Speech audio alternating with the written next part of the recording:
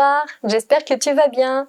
On se retrouve aujourd'hui pour une nouvelle histoire, une histoire de super-héros. On va lire ensemble l'histoire Nino est un super-héros.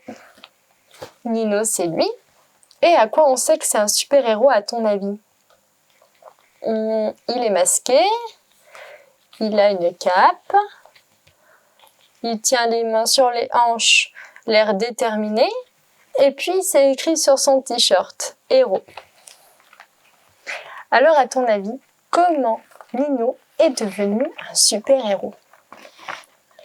Nino était un petit garçon pas très grand, qui habitait avec son papa et sa maman. Nino, c'est lui, il vit avec son papa et avec sa maman. Comme tous les petits garçons, il avait de grands rêves, dont celui de devenir un super-héros.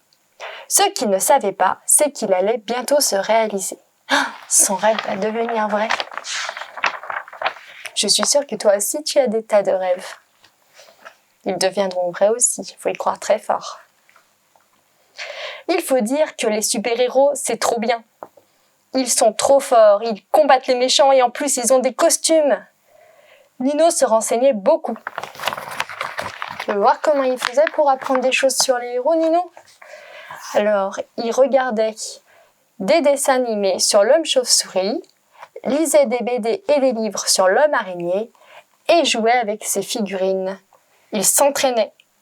Comme cela, le jour J, il serait prêt. Un soir, il se passa quelque chose d'extraordinaire. Papa et maman annoncèrent à Nino qu'il ne pourrait plus aller à l'école pendant un petit moment. Nino voulut savoir pourquoi. Alors on lui expliqua que dehors, un super méchant du nom de Covid-19, coronavirus, rendait malades les gens. Oh, c'est lui, il est pas beau, dis donc. Les écoles, elles ont fermé, puis il y a des gens qui sont malades. C'est un vrai super méchant.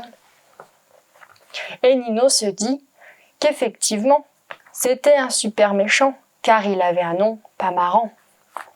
Covid-19. Tu as dû en entendre parler, et toi aussi, tu as dû rester chez toi pendant un petit moment. Alors, qu'est-ce qu'il a fait, Nino? Nino avait bien compris qu'il se passait quelque chose de grave, mais il ne savait pas encore exactement tout ce que l'arrivée de Covid-19 allait changer dans sa vie. En premier, sa maman se transforma en maîtresse. Hop, d'un coup de baguette magique, maman, ou peut-être même chez toi papa, est devenue l'institutrice, l'instituteur. L'école se tenait à présent dans le salon. Il ne pouvait plus voir ses copains ni jouer dehors au ballon. Heureusement, il passait plus de temps avec ses parents, faisait du collage, du dessin, du coloriage. Il apprit même à faire des gâteaux. Voilà quand même bien bon ces gâteaux. Tu vois là? Moi j'en prendrais bien une part. Et puis bien sûr, il continua à rêver de super-héros. Toi, qu'as-tu fait pendant ce temps? T'as fait l'école à la maison aussi? Et puis, t'as fait du dessin, je suppose? Tu as dessiné un lion. Et quoi d'autre? Un cheval. Puis il a dû en faire plein d'autres, mais il tenait pas tous sur la page.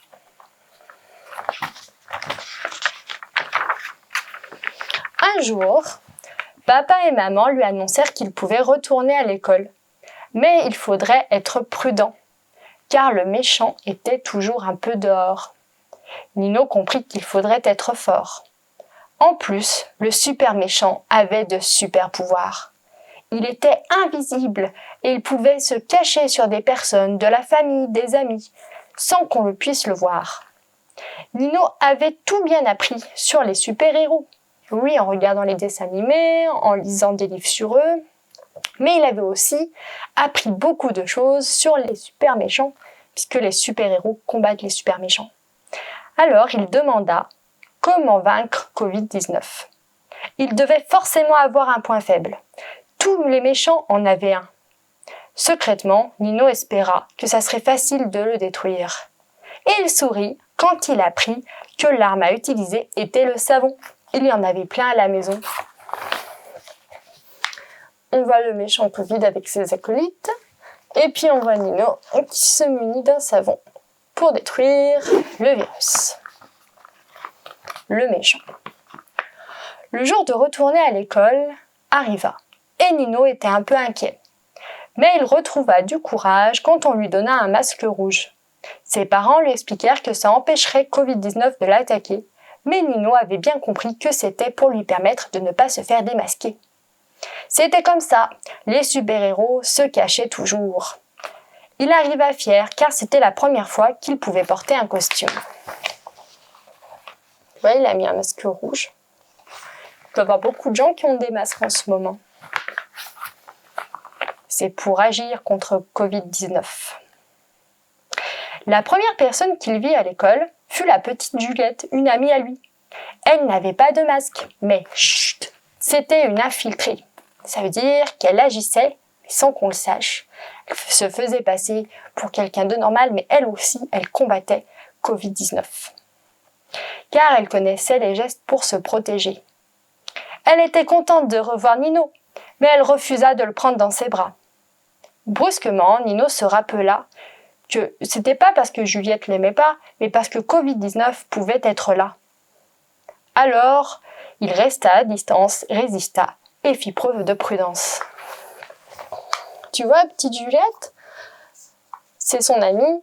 Elle n'a pas de masque, mais elle aussi, elle lutte contre Covid-19 parce qu'on ne sait pas où il peut être. Il ne faut pas s'approcher les uns des autres. On est obligé de rester à distance. Donc là, on voit son amie et là, on voit qu'en fait, il y a Covid-19 qui est caché sur elle. Mais on ne peut pas le savoir. Donc, dans le doute, on ne se touche pas, on ne s'attrape pas.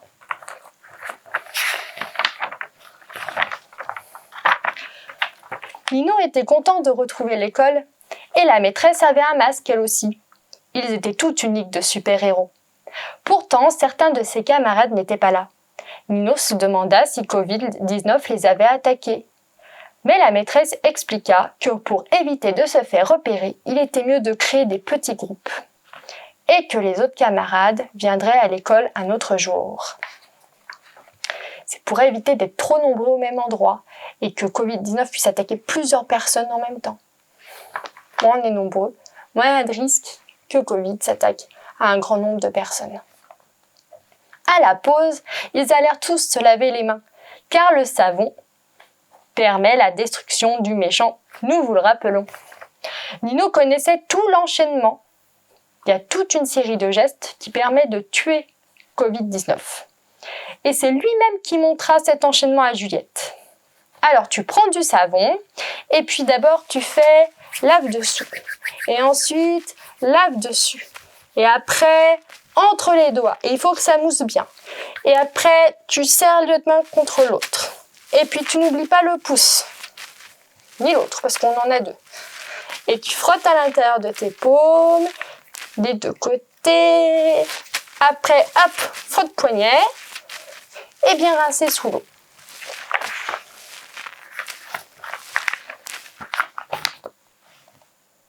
Je suis sûre que tu connais tous ces gestes et que tu les fais bien consciencieusement. Consciencieusement, ça veut dire que tu les fais bien comme il faut.